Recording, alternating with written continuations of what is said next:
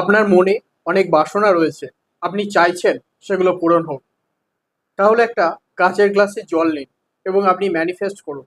আপনার সকল ইচ্ছাগুলো ম্যানিফেস্ট করুন এবং আপনি তা বিশ্বাস করুন। অর্থাৎ আপনি বিশ্বাস করবেন আপনি সেগুলো পেয়ে গেছেন এবং সেটা প্রেজেন্টে এবং প্রেজেন্ট কন্টিনিউয়াসে ভাবতে হবে। অর্থাৎ হচ্ছে এবং হয়ে গেছে এবং সেটা ফলটা চলছে।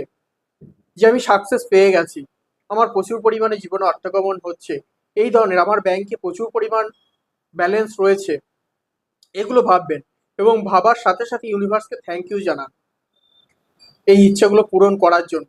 তারপর আপনি সেই জলটিকে খেয়ে নিন, জলের মধ্যে বলে সেই জলটিকে খেয়ে নিন। সকল ইচ্ছা আপনার পূরণ হতে শুরু করবে। এটা একটা খুব শক্তিশালী টেকনিক। দেখে মনে হতে পারে বা শুনে মনে হতে পারে কি বলছে এটা, করে দেখুন। জলের মধ্যে অসীম শক্তি রয়েছে। আমাদের শরীরে 70% জল এবং ধরাধামে 70% জল।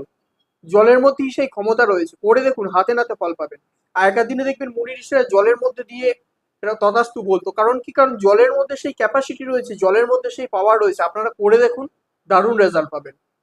ভিডিওটি ভালো লাগলে একটা লাইক করবেন এবং কমেন্টে লিখবেন হর হর মহাদেব। জয় শিব শম্ভু, জয় শ্রী মহাকাল।